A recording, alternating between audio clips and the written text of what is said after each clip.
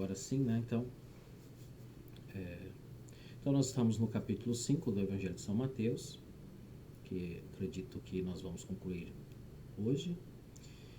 Mas penso que seria assim oportuno a gente fazer um pequeno resumo, né, do que nós vimos até aqui. Então nós estamos no Sermão da Montanha, aquilo que esse primeiro discurso que Jesus fez, que está relatado no Evangelho de São Mateus, ficou conhecido com este nome, Sermão da Montanha. E o Sermão da Montanha, ele está integralmente descrito nos capítulos 5, 6 e 7 do Evangelho de São Mateus. Tá? Então, tudo que está contido nesses 3 capítulos refere-se àquilo que Nosso Senhor discursou, nos ensinou, tá? Neste sermão conhecido como Sermão da Montanha. Então, nesse capítulo 5, que é o que nós estamos, então, aqui o Sermão da Montanha, essa parte, está contida aqui no capítulo 5, ele, digamos assim, ele tem 3 pontos, tá? Então, o primeiro ponto são as bem-aventuranças. As bem-aventuranças estão do versículo 3 do capítulo 5 até o versículo 12. Então, ali, o Senhor está nos ensinando sobre as bem-aventuranças, que nós vimos que tratam-se cada uma das bem-aventuranças, trata-se de uma espécie de um degrau pelo qual nós precisamos subir para alcançar o reino dos céus. Então, o reino dos céus está no alto, e nós estamos aqui no baixo. Então, para chegar lá em cima, no reino dos céus, então nós precisamos subir esta escada, que são as bem-aventuranças.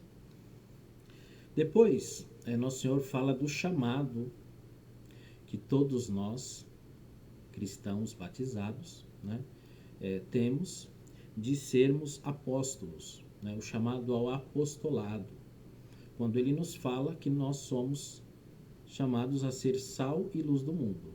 Então, isso está nos versículos de 13 a 15. E a última parte do Sermão da Montanha, aqui nesse capítulo 5, que é aquilo que Nosso Senhor nos ensina como nós devemos fazer para obedecermos as leis de Deus, ou seja, os 10 mandamentos, mas de uma maneira plena, de uma forma oportuna, da forma que o mandamento nos pede que nós obedeçamos.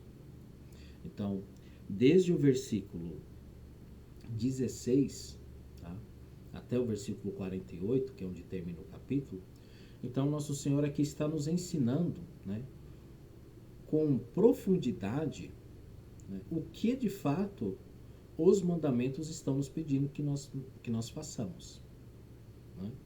Então, é interessante porque, veja, Nosso Senhor fala, no versículo 20, que se a nossa justiça, a nossa santidade, não for maior do que a dos escribas e fariseus, não entrareis no reino dos céus. Então, no fundo, o que Nosso Senhor está nos ensinando aqui nesta terceira parte, que é onde nós estamos, é como de fato nós precisamos viver os mandamentos, não como os fariseus faziam, mas na forma que realmente Nosso Senhor deseja que nós o façamos. Tá? Então, é onde nós estamos, ok? Nesse último trecho, nessa última parte desse capítulo 5, que é o mais longo, o mais comprido. E nós vamos hoje começar do versículo 33, ok? Então, se alguém estiver acompanhando aí com a sua Sagrada Escritura, com a Bíblia, então pode abrir em Mateus capítulo 5, versículo 33. Nós vamos ler os versículos até o 37. Então, Nosso Senhor, né, continua o seu sermão dizendo: ouvistes ainda o que foi dito aos antigos: não jurarás falso, mas cumprirás para com o Senhor os teus juramentos. Eu, porém, vos digo: não jureis de modo algum, nem pelo céu, porque é o trono de Deus, nem pela terra, porque é o escabelo de seus pés, nem por Jerusalém, porque é a cidade do grande rei. Nem jurarás pela tua cabeça, porque não podes fazer um cabelo tornar-se branco ou negro. Dizei somente sim, se é sim, não, se é não. Tudo o que passa além disto vem do maligno.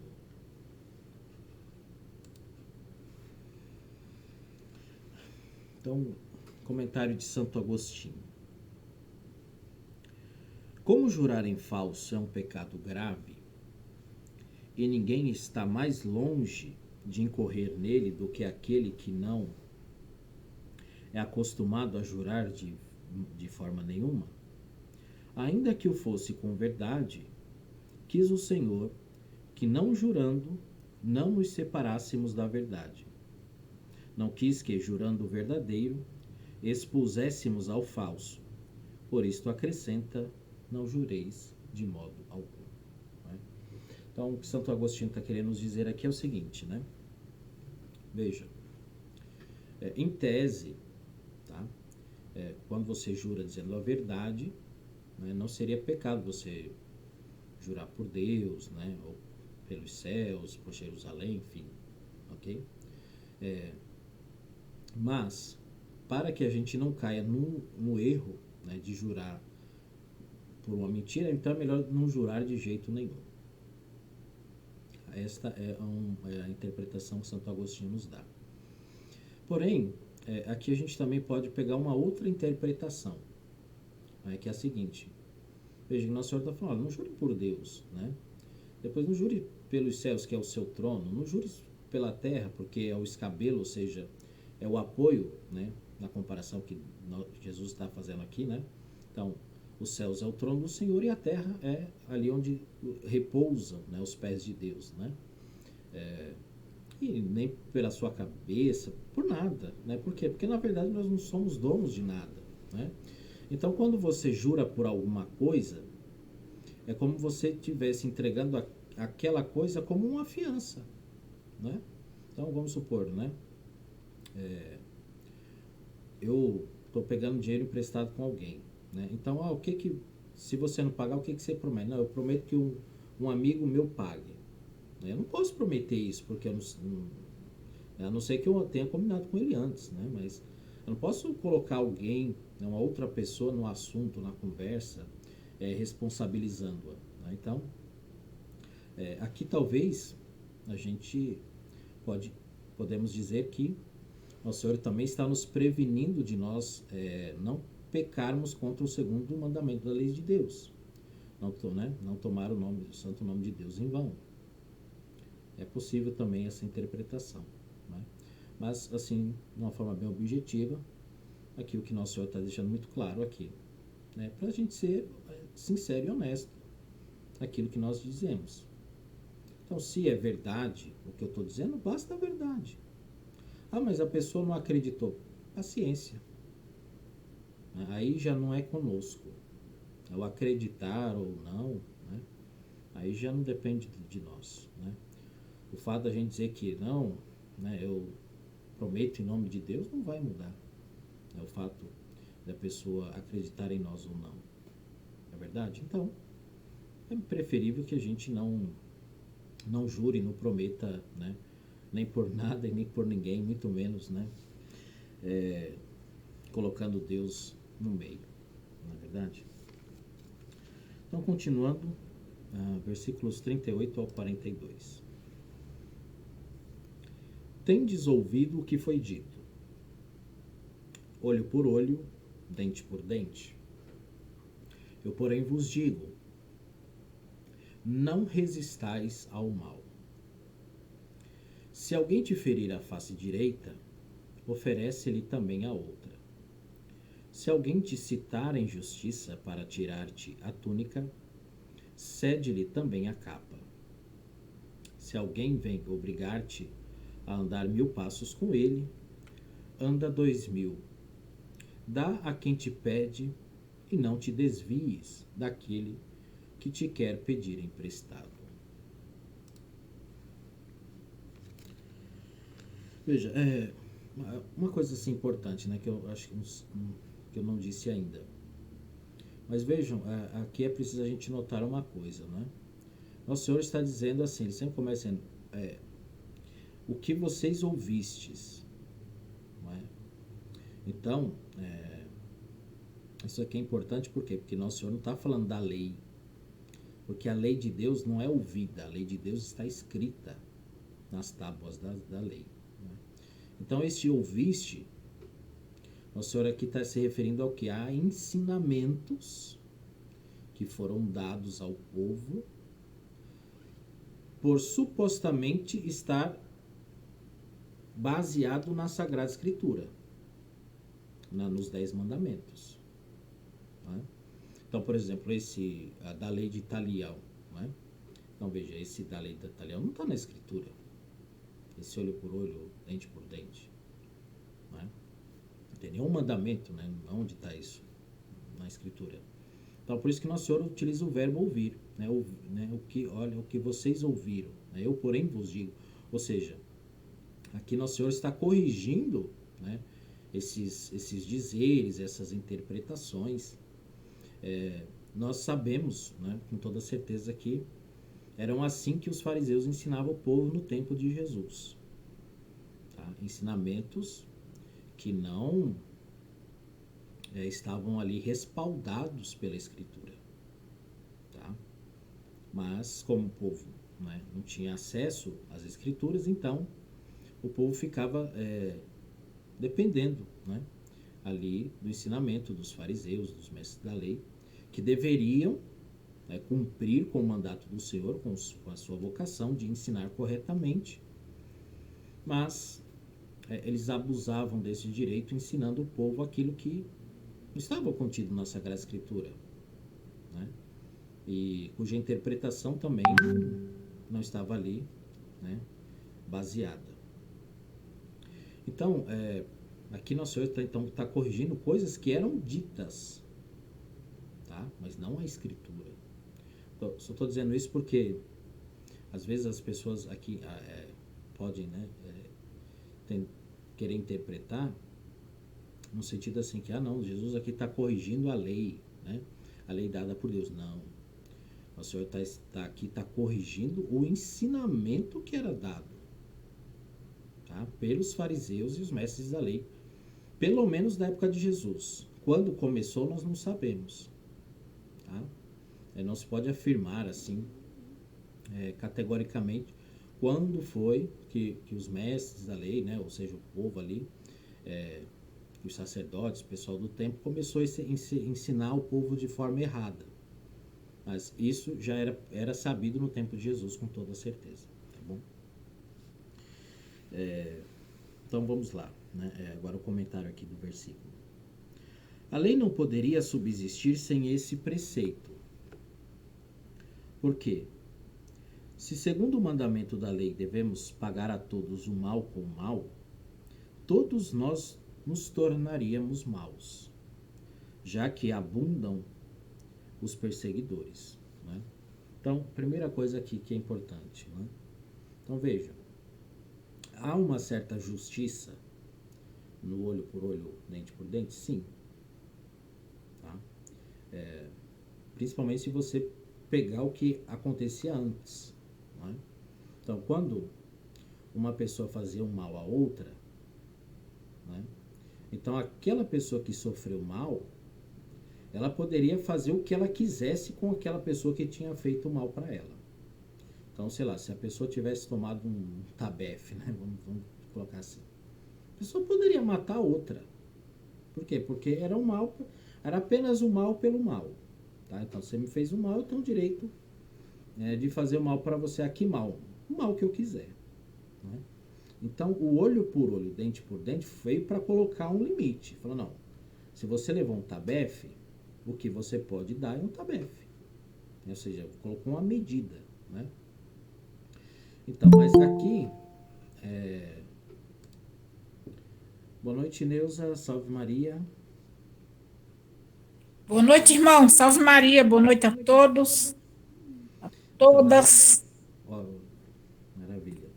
Então, aí, mas aqui o que nosso Senhor está dizendo é assim, aqui a gente precisa ter um cuidado também, né? Não basta só a gente ficar com esse critério da medida, né?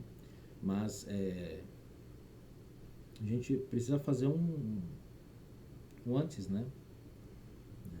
Por que a pessoa fez isso? Né? Porque será que ela fez consciente? Enfim, né? Por que a pessoa nos fez o mal? Né? Porque se a gente já for querer exercer a justiça, então o que na verdade nós vamos nos tornar justiceiros? Então, na prática, nós vamos o quê? Acabar exercendo a maldade. Né? Então, esse é um primeiro ponto. Né? Depois, o preceito de Jesus Cristo não nos opõe ao mal, ainda que os maus não se abrandem, os bons permanecerão bons. Ou seja, então se diante daquilo, né, que uma pessoa fez de mal para mim, se eu não responder à sua maldade, ela diante, poxa vida, né, não se tocar, né, como a gente costuma dizer, né, falou, poxa vida, eu, né, fiz um mal para aquela pessoa e aquela pessoa não me fez nada, né? Mesmo que essa pessoa não pare e reflita, né, fala, não, eu preciso me emendar com aquela pessoa, né, pelo menos você não se tornou mal como ela, né? Porque quando nosso Senhor fala aqui, né, pra gente não resistir aos maus, o Senhor também está querendo colocar essa questão. Porque vejam, gente, tem pessoas que infelizmente elas vivem e se alimentam da maldade. Então, o mal, ele, infelizmente, na pessoa que encontra-se no erro, então, vamos dizer assim, né, a maldade é o seu dia a dia. Né? Ela não, infelizmente, né, quem não segue o Evangelho, né, quem não busca ser um bom cristão, então tem muitas coisas que para ela não tem problema. Passar a perna numa pessoa, você entendeu? Tripudiar, falar mal, é o dia a dia. Então, aí se aquela pessoa fala mal de mim e eu começo, não, já que você falou mal de mim, eu vou falar mal de você. Então o que aconteceu? Eu entrei no mesmo nível dela. Então eu me tornei um fofoqueiro igual ela. Entendeu? Aqui também tem essa questão. Então o que o senhor está falando? Abre o olho. Será que talvez você não ficando calado a princípio, né, parece que assim, né, a pessoa, quem, né, tá tripudiando, tá falando mal da gente, tá ganhando. A gente tá quieto na nossa, pô, o cara nem reage, não faz nada, né? Mas a verdade é que pelo menos ele tá se mantendo bom. Ele não tá indo no nível que a outra pessoa está. Você não tá descendo o nível, né? Não tá baixando o nível. Não. Aí muitas vezes isso é uma armadilha. Porque aí a pessoa fala, ó, tá vendo, ó, né? Ele faz igual eu, ó. Né? Diz que é melhor, que é isso e aquilo, ó, tá fazendo a mesma coisa que eu faço. Então ele ganhou de fato, né? Porque a gente se rebaixou ao nível dele. Ou seja, caímos na maldade da mesma forma. Indo por esse preceito, não, mas eu pratiquei o que é justo. Ele falou mal de mim, eu também vou falar mal dele. Teoricamente, tem um respaldo, né? Mas, na prática, o que acontece é o seguinte, a gente vai se rebaixar ao mesmo nível daquela outra pessoa. Então, Nossa Senhora aqui nos chama a atenção a essa prudência. Será que, o que é o mais prudente aqui? Eu exercer esse olho por olho, dente por dente? Ou colocar panos quentes, deixar pra lá, deixa que fala mal, enfim, né? Para que a gente se mantenha fiel, né, àquilo que nós buscamos, né, que é a vivência do Evangelho.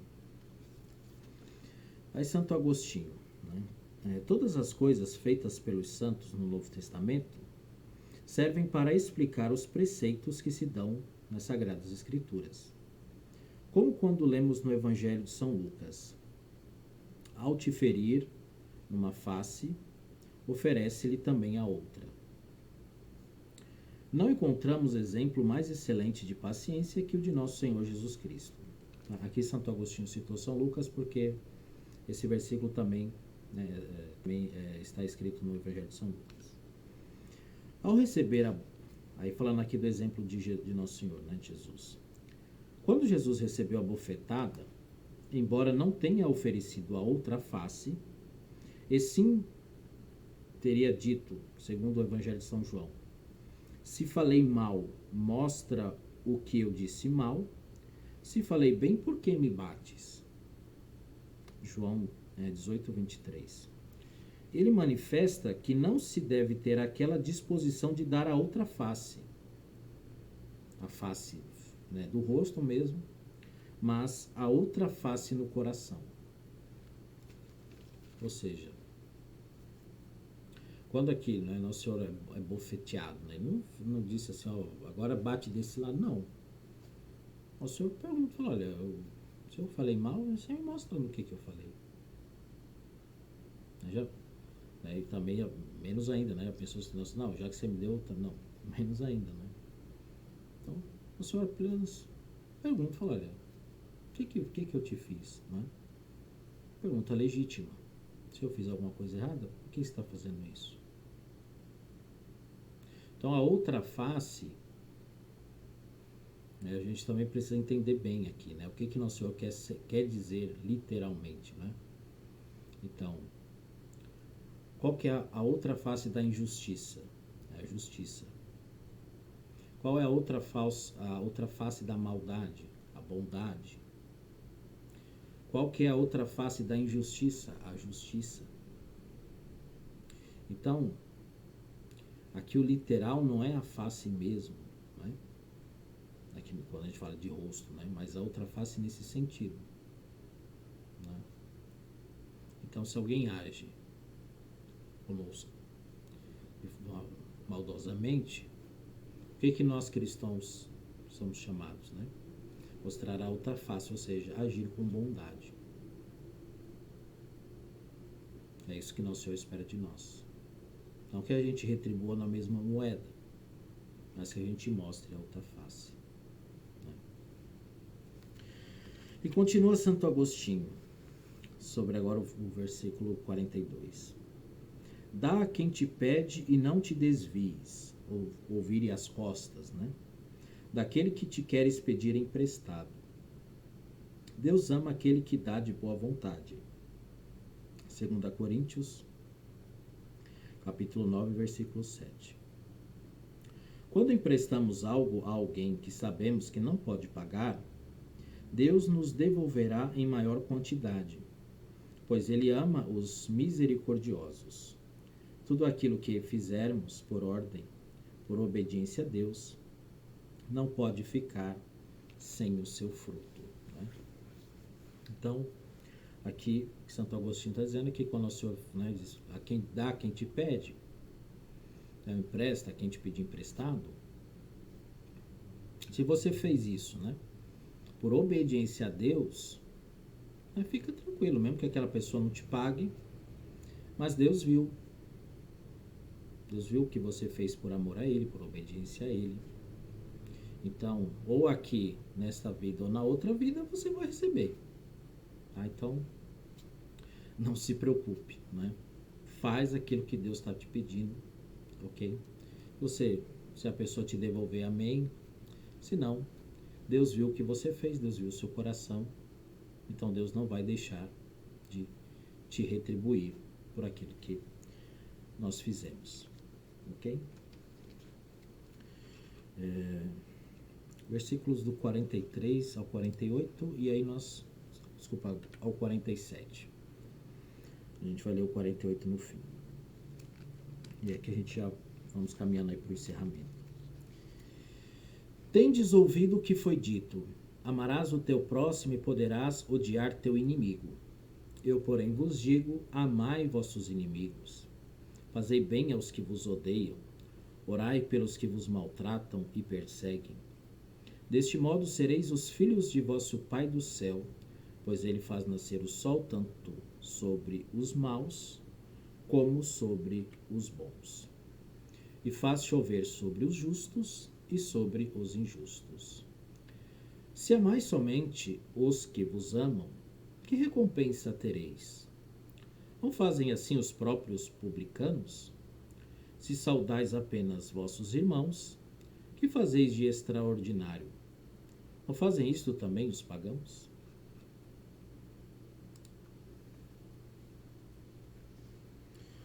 Então vejam,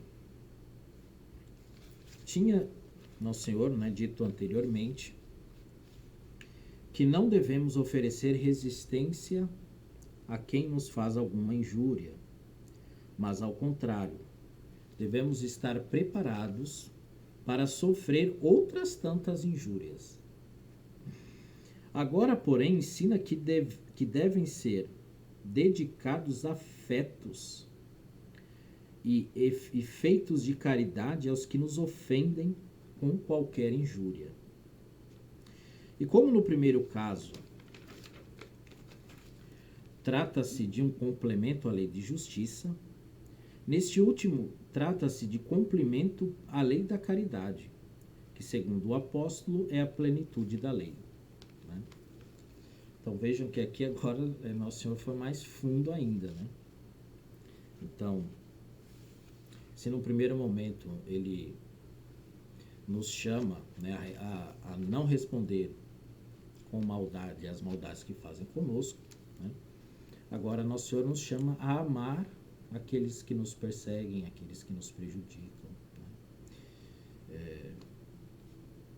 Então, aqui Nosso Senhor agora elevou o nível da coisa.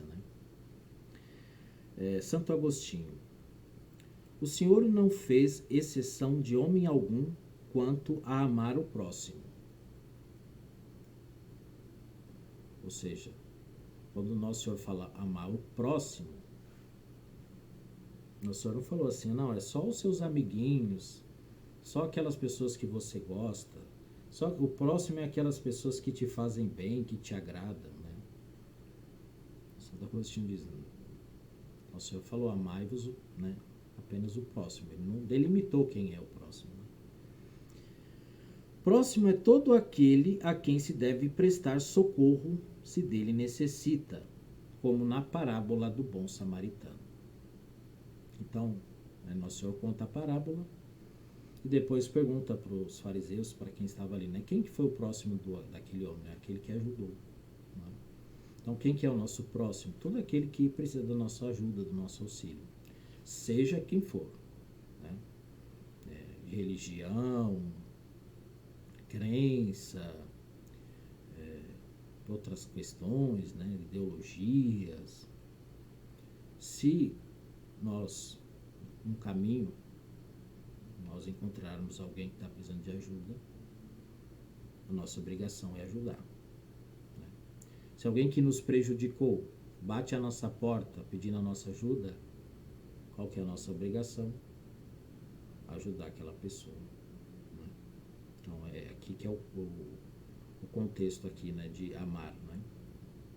Ou seja, se Deus faz o sol brilhar tanto sobre bons e maus, nós devemos ajudar tantos aqueles que são bons ou maus para conosco.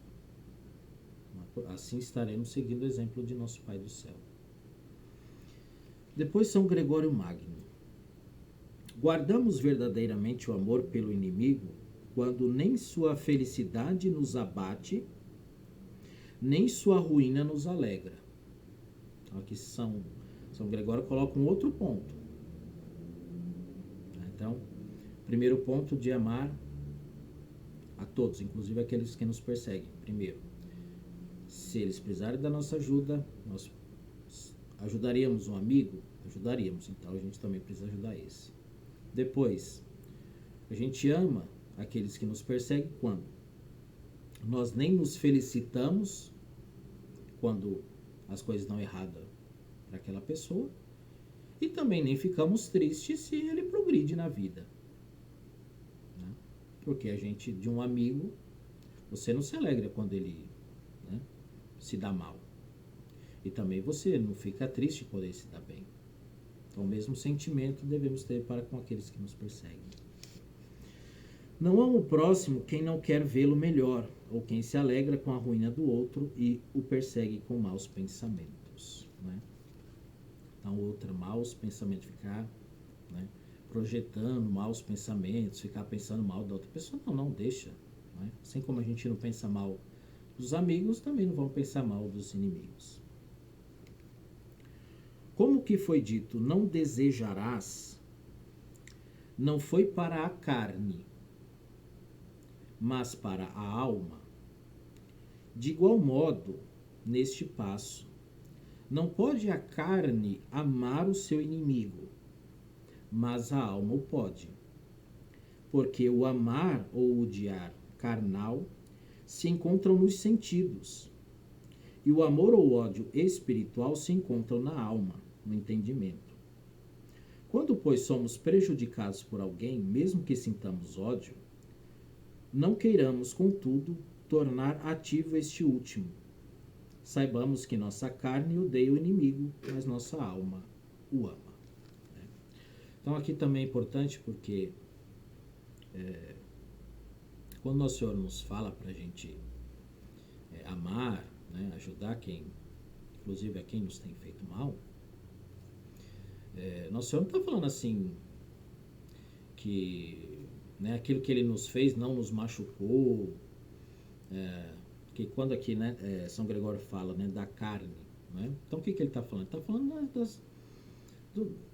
a carne encontra nós na nossa humanidade mesmo, né? Então é claro que quando alguém fala mal da gente, a gente fica chateado, quando alguém nos prejudica, né? A gente vai ver, olhar aquela pessoa, qual que vai ser o sentimento espontâneo, né? Mas a gente não vai assim ficar com os dentes, né, dando sorriso, não, para aquela pessoa, não é isso aqui a questão, né? Então às vezes aqui é o que a gente às vezes não consegue entender, porque a gente fala, não, mas o meu sentimento não é de me alegrar com aquela pessoa. Não é isso aqui que Nosso Senhor está dizendo no Evangelho. É para pedindo que a gente ame os inimigos, dizendo assim que não, esqueça. Não. Porque não está falando para a nossa carne, está falando para a nossa alma. E se com a nossa natureza humana, que nós sabemos que por ela mesma, por nós mesmos, né, nós somos incapazes de realmente fazer o bem a quem nos prejudicou, o Senhor está falando aqui para a nossa alma. Essa alma que foi agraciada com o batismo. Essa alma onde Ele habita em nós. Essa alma em que a sua graça atua e age. Então, por ela, com ela, na graça de Deus, aí nós podemos conseguir fazer o bem a quem nos prejudica.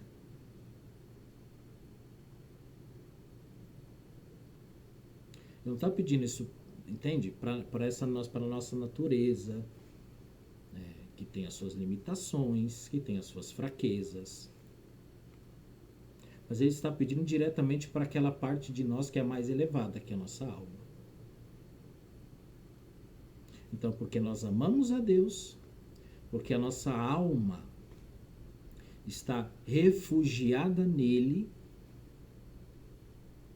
com a nossa alma nós conseguimos fazer o bem a quem nos persegue.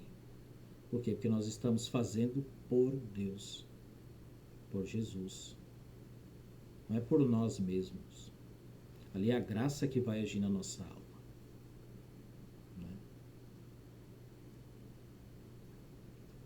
Então, por isso a importância da oração, da intimidade com o Senhor, né? Porque é só assim que realmente a gente, né, consegue aqui seguir aquilo que realmente Nosso Senhor nos pede, né, aqui no seu sermão. E aí, gente, para concluir agora sim, né, o versículo 48, que é o último versículo. Então, Jesus conclui aqui, né, portanto, sede perfeitos, assim como vosso Pai Celeste é perfeito. O versículo 48 resume, de algum modo, todos os ensinamentos do capítulo, incluídas as bem-aventuranças. Em sentido estrito, é impossível que a criatura tenha a perfeição de Deus. Portanto, o Senhor quer dizer aqui que a perfeição divina deve, primeiro, ser um modelo para o qual há de tender o fiel cristão. Quando o Senhor fala aqui, né, de ser perfeito como Pai, né, está falando no sentido realmente assim literal, né, porque Jesus sabe que para nós é absurdo até, né, além de ser impossível. Né? Mas no primeiro momento Jesus quer dizer assim, ó, olhem para o Pai, né, tome como um modelo, veja como ele age e tentem agir também. Portanto, o Senhor quer dizer aqui que a perfeição divina deve ser o modelo para o qual há de tender o fiel cristão, sabendo que há uma distância infinita em relação entre ele e o seu Criador. Isto não rebaixa nada à força deste mandamento, mas, pelo contrário, ilumina. Juntamente com a exigência deste mandamento de Jesus Cristo, há que considerar a magnitude da graça que promete. Então vejam, se nosso Senhor está nos pedindo isso, é porque Ele, aquilo que a gente sempre fala, né? Tá? Porque Ele, junto com o pedido, Ele já está nos dando tudo aquilo que nós precisamos para que a gente possa cumprir a sua vontade.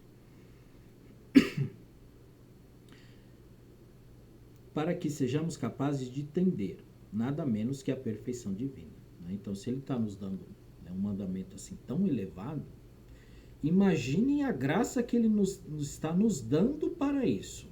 O tamanho da graça com que Ele nos dá, né, com que Ele nos abençoa. De qualquer modo, a perfeição que havemos de imitar não se refere ao poder e à sabedoria de Deus, que superam por completo as nossas possibilidades. Mas nesta passagem, pelo contexto, parece referir-se sobretudo ao amor e à misericórdia. Neste sentido, São Lucas refere-nos com as seguintes palavras. Então veja aqui em Mateus, né, nosso Senhor diz, sede perfeitos como vosso Pai é perfeito.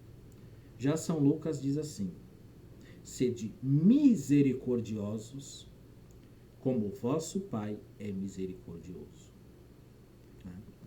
Então, onde é que, sobretudo, nós podemos, desejamos, queremos imitar o Pai? Na misericórdia, no amor. Então, aqui o contexto de São Mateus já indica isso. Porque Nosso Senhor fala, sede perfeitos nesse contexto que Jesus está falando precisamente do amor para com o próximo, seja ele quem for. Né? Aqueles que nos ajudam, aqueles que nos prejudicam. Então, se eu amo tanto a um quanto o outro, o que eu estou sendo? Misericordioso. Então, assim como Deus é misericordioso para comigo, eu também estou sendo misericordioso para com os meus irmãos. Então, gente, aqui nós concluímos, tá, este capítulo 5 do Evangelho de São Mateus, né, com a graça de Deus. E no nosso próximo encontro, então, começaremos a estudar o capítulo 6.